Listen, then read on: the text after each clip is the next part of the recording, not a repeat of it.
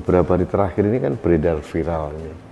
Sekelompok orang yang otaknya cekak, ini mungkin otaknya didengkul gitu ya, pemahaman agamanya sangat sempit, itu melakukan penolakan pembangunan gereja di Cilegon gitu. Pagar-pagarnya dirobohkan. Sedih saya. Ini di Indonesia, di mana kebebasan beragama itu diatur dalam konstitusi kita. Ada setidaknya 6 agama yang dianggap resmi, diakui oleh negara. Islam, Kristen, Katolik, Hindu, Buddha, Konghucu. Harusnya ke-6 ini, agama ini mempunyai hak hidup, hak berkembang yang sama. Kecuali daerah istimewa seperti di Aceh atau apa gitu ya. Harusnya daerah yang lain tidak boleh ada diskriminasi. Nah, seperti di Cilegon ini lucu. Dia bilang katanya ini adalah kota ulama. Prut! Kota ulama Cirebon saya tahu banyak Islam, di situ ada Hindu, ada Kristen, ada Katolik. Sok-sok menjadi, memang kenapa kalau kota itu banyak ulama? Kan harusnya bagus, meneduhkan, menyejukkan. Ini kan tidak. Kenapa kok alergi, gatal, kemeriang melihat adanya gereja? Lucu saya. Artinya apa? Ini mereka ini sedang disesatkan oleh pemikiran-pemikiran yang sangat sempit, bahwa seolah-olah keberadaan rumah ibadah agama lain itu ancaman serius buat kita. Ini kan salah gitu. Kalau orang lihat salib lalu gemetar, memang kita setan apa? Biarlah mereka tumbuh. Gereja itu boleh tumbuh, pura, wihara, boleh. Sama dengan saya juga pengen masjid itu tumbuh juga. Indah sekali keberagaman kita. Jadi kalau kita ke Taman Mini itu ada masjid di sini, ada gereja di sini, ada pura, itu kan indah, harmoni. Di Jakarta saja masjid yang terbesar di Indonesia, Istiqlal, berdampingan dengan rukun, dengan gereja katedral. Bahkan ada terowongan persatuan. Sahabat Indonesia, kalau boleh jujur ini, biang keladi dari persekusi yang sangat intoleran dari kelompok mayoritas kepada beberapa teman minoritas yang ingin mendirikan rumah ibadah itu adalah, biangnya itu adalah peraturan bersama Menteri Dalam Negeri dan Menteri Agama tahun 2006. Ini biangnya, tentang pendirian rumah ibadah. Nah, saya dulu ingat janji dari Menteri Agama nih, Gus Yakut ini, akan mencabut atau membatalkan atau setidaknya nggak usahlah direvisi, batalkan saja peraturan bersama dua menteri ini, karena lebih banyak mudaratnya daripada manfaatnya. Yang terjadi sekarang ini dipakai sebagai alat untuk menekan orang minoritas. Untuk mendirikan rumah ibadah harus setidaknya mendapatkan persetujuan 60 orang. Kalau orang minoritas kan susah. Kalau masjid gampang. Pertanyaan saya satu aja, mohon maaf nih, saya orang Islam dan kita harus introspeksi diri. Pernah nggak kita bangun masjid, kemudian kita minta izin ke lingkungan sekitar kita? Nih, saya bisa yakinkan. Kenapa? Arogansi kita. Karena mentang-mentang mayoritas, saya naudele. Coba, tolonglah. Umat Islam itu harus menjadi pribadi yang penuh empati gitu. Merasakan apa yang dirasakan oleh orang lain. Itu baru beragama yang keren, Islam yang keren.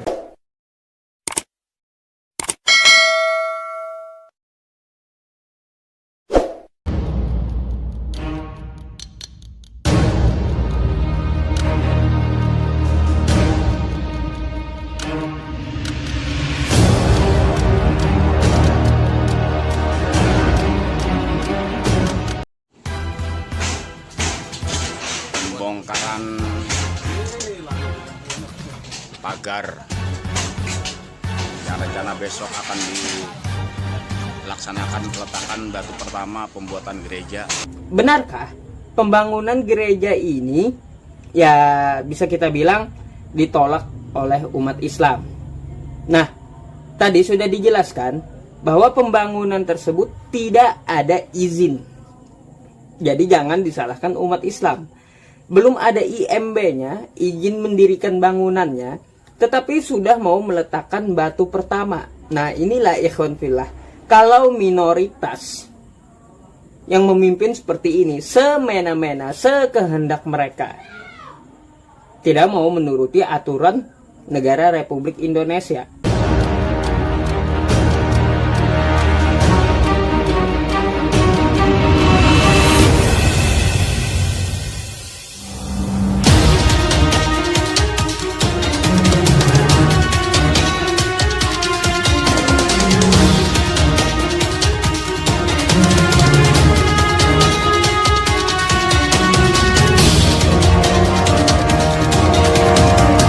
Yang pertama bahwa negara menjamin kemerdekaan tiap-tiap penduduk.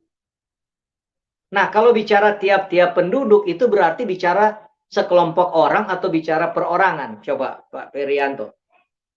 Tiap-tiap penduduk. Perorangan dong, Pak.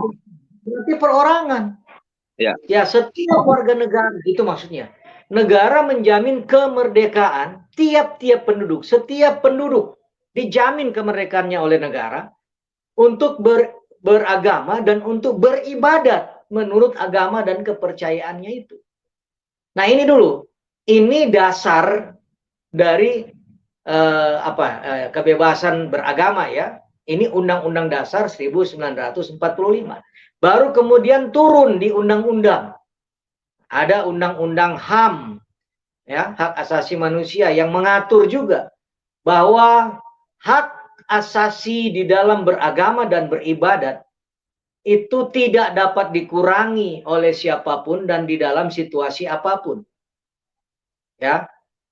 Jadi mulai dari Undang-Undang Dasar, lalu kemudian turun ke Undang-Undang, sebenarnya secara normatif sangat bagus bahwa Indonesia, negara Indonesia dalam hal ini pemerintah, termasuk TNI Polri, itu harus memastikan bahwa setiap warga negaranya bisa menikmati hak beragama dan beribadatnya secara bebas.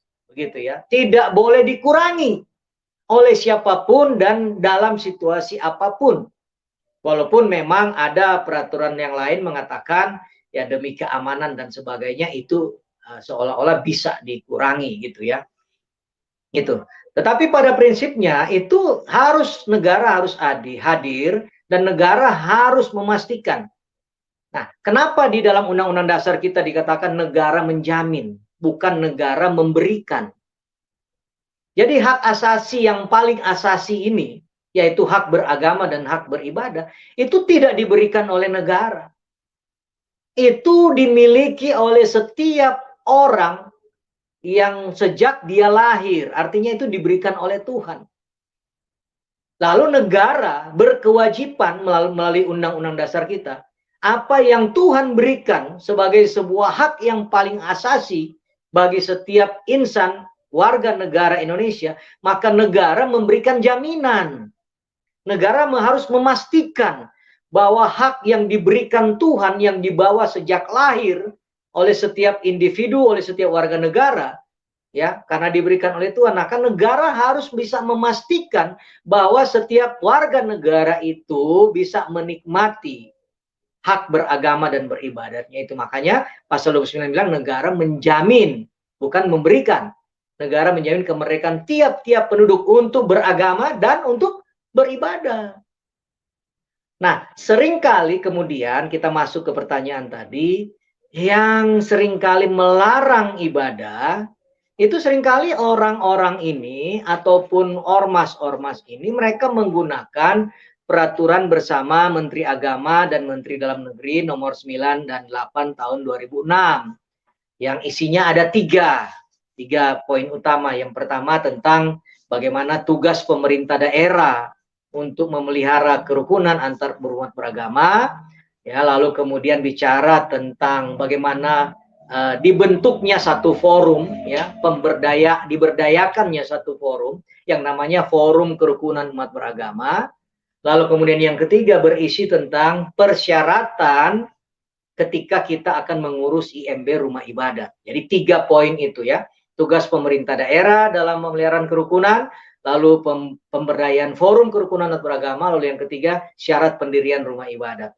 Nah, seringkali oknum-oknum lalu ormas-ormas yang melarang kegiatan ibadah, mereka menggunakan ini peraturan ini, PBM ini ya, Peraturan Bersama Menteri Agama dan Menteri Dalam Negeri.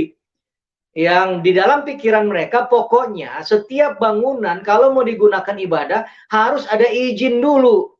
Gitu loh. Harus ada IMB rumah ibadat dulu. Harus ada IMB gereja dulu. Itu yang mereka pakai. Padahal kalau kita buka peraturan bersama 2 menteri itu, tidak ada satu pasal pun yang menuliskan bahwa dilarang atau tidak boleh beribadah di bangunan yang belum memiliki IMB gereja atau masjid atau tempat ibadah lainnya. Tidak ada di dalam pasal-pasal itu menulis begitu. Tidak ada ditulis larangan orang beribadah di rumah tinggal. Tidak ada larangan orang beribadah di ruko. Tidak ada. Yang ada adalah persyaratan ketika suatu kelompok agama tertentu ingin mendirikan bangunan dalam bentuk izinnya, izin gereja. Itu. Nah, tapi mereka lupa, mereka baca pasal-pasal itu, menurut saya, mereka mengatakan tidak boleh beribadah karena belum punya izin. Mereka melarang karena mereka lupa kalau membaca sebuah peraturan, misalnya peraturan menteri tadi, sebelum membaca pasal-pasal itu atau kemudian mengartikan atau memaknai pasal-pasal itu atau menafsirkan pasal-pasal itu tidak boleh bertentangan dengan yang di atasnya. Biasanya kalau nanti Pak Ferianto buka peraturan bersama itu ada biasanya disebut konsideran. Ya, dari sudut aspek hukumnya disebut konsideran. Apa itu konsideran? Biasanya begini. Menimbang, mengingat, memutuskan gitu. Nah, dalam poin-poin itu menimbang, mengingat itu pas Undang-Undang Dasar 45 pasal 29 tentang kemerdekaan beragama, kemerdekaan beribadat itu semua dituliskan di situ. Dengan kata lain, tidak mungkin pasal-pasal di dalam PBM itu ditafsirkan untuk menghentikan kegiatan ibadah, untuk menghilangkan atau mengurangi kebebasan beragama dan beribadah. Bukan begitu. Contoh nih ya, kalau Pak Ferianto lihat peraturan itu persyaratannya minimal 90 anggota jemaat, betul kan? Untuk dapat izin kan? Minimal 90, betul nggak? Nah, lalu ada dukungan masyarakat tuh 60 minimal. Nah, bayangkan tadi Pak Ferianto lihat datanya, banyak misalnya GPDI. Sementara di GPDI sendiri, nggak sampai 90 orang itu sudah bisa menjadi gereja lokal. Diakui, disahkan menjadi gereja sebagai lembaga ya. Gereja lokal sebagai lembaga, bukan bangunannya. Kita harus bedakan antara lembaga dan bangunan. Lembaga ini di bawah Kementerian Agama, SK-nya Dirjen Bimas Kristen, bangunan ini menurut PBM ada kapasitasnya di pemerintah daerah, wali kota dan bupati. Nah, bayangkanlah misalnya satu gereja apapun lah itu, mau GPDI, mau GSIA, ya, mau gereja-gereja yang anggota jemaatnya misalnya belum 90, baru 50 jemaat. Saya mau nanya, kalau anggotanya 50 anggota jemaat, pertanyaan saya, apakah mereka bisa mendapatkan izin gereja atau enggak? Apakah mereka sudah memenuhi syarat atau enggak? Ya pasti belum, nggak akan dapat izin, nggak memenuhi syarat. Nah, lalu pertanyaan saya, lalu yang 50 orang ini boleh beribadah nggak? Pasti akan dijawab, oh kami tidak pernah melarang ibadah, itu mah hak asasi. Oke. Lalu pertanyaan berikutnya, yang 50 orang ini yang katanya berhak untuk ibadah, mereka harus ibadah di mana? pasti mereka tidak punya bangunan yang sudah punya izin gereja karena jumlah mereka belum memenuhi syarat. Lalu mereka mau ibadah di mana?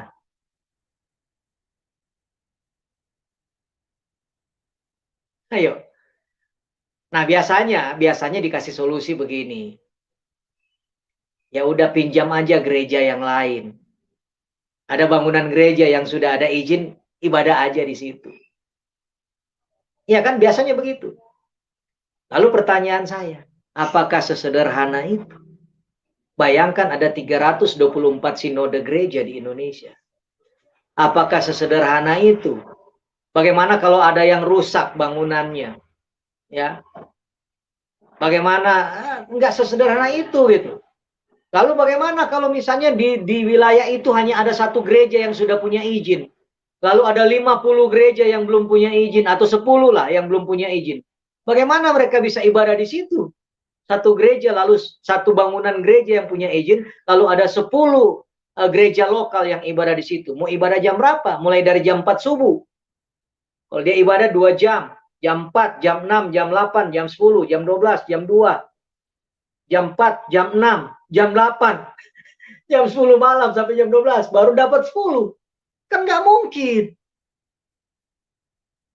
Dan fakta di lapangan di satu wilayah itu ada bisa puluhan gereja yang nggak punya izin. Lalu biasanya dikasih begini, misalnya kasus gereja HKBP yang Majalaya kemarin ya, yang viral. Dipinjamkanlah, disuruh ibadah di Makobrimob. Mereka 3 minggu ibadah di Makobrimob. Atau misalnya yang di GPI Tulang Bawang yang viral kemarin. Itu sempat ditawarkan untuk ibadah di aula kecamatan. Sederhananya pertanyaan saya begini. Ada nggak izin bangunan gereja? Ada nggak izin gereja? Apakah aula kecamatan itu ada izin gereja atau enggak? Apakah Makobrimob itu ada izin gereja atau enggak? Coba jawab. Nggak ada kan? Ya izin dia ya izin aula kecamatan. Bukan izin gereja. Lalu kenapa di aula kecamatan boleh disuruh ibadah di situ tidak ada izin? Tapi misalnya di rumah kita atau di ruko milik sendiri dilarang ibadah karena nggak punya izin. Sama-sama nggak punya izin kan? Ruko yang digunakan, rumah yang digunakan nggak ada izin, lalu ditawarkan ibadah di aula kecamatan yang notabene juga nggak punya izin, ditawarkan di Makobrimob yang notabene juga nggak punya izin. Jadi kalau mau bicara saklek dari peraturannya, setiap bangunan itu nggak punya izin, nggak boleh harusnya.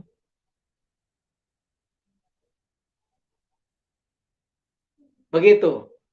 Ya, jadi peraturannya, sekali lagi mereka gunakan PBM bahwa kalau tidak ada izin, tidak boleh ibadah.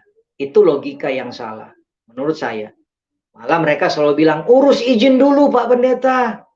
Kami tidak larang Pak Pendeta ibadah, tapi Bapak urus izin dulu. Nanti kalau izin sudah keluar, Bapak boleh gunakan gedung itu.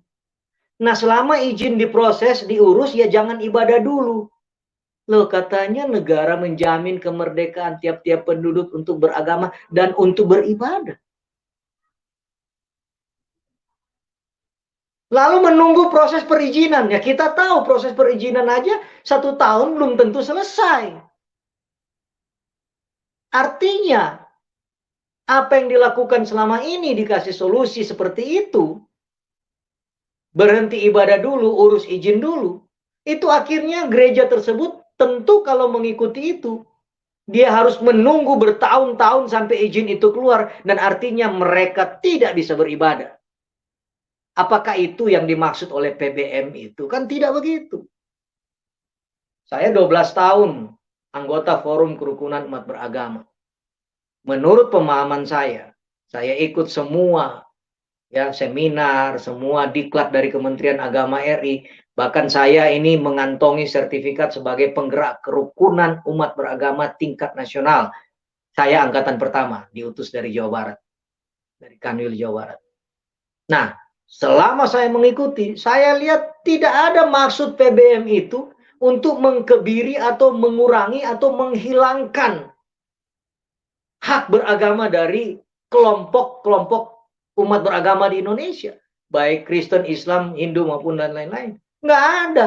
Jadi yang menggunakan ini orang-orang ini salah tafsir. Kalau mau dikatakan salah tafsir masih bagus. Nah, jangan-jangan karena memang perilaku intoleran. Jangan-jangan karena maaf terpapar radikalisme. Ya kita nggak tahu. Ya, tetapi bukan rahasia umum, bukan rahasia lagi. Indonesia sekarang ya menurut riset yang cukup dipercaya, radikalis sudah di berbagai dimensi kehidupan berbangsa kita sudah masuk paham radikalisme. Begitu Pak Berianto. Itu peraturannya ya. Jadi tidak ada. Kalau mau katakan ada nggak peraturan yang melarang kita beribadah di bangunan yang tidak memiliki izin gereja? Tidak ada peraturan itu.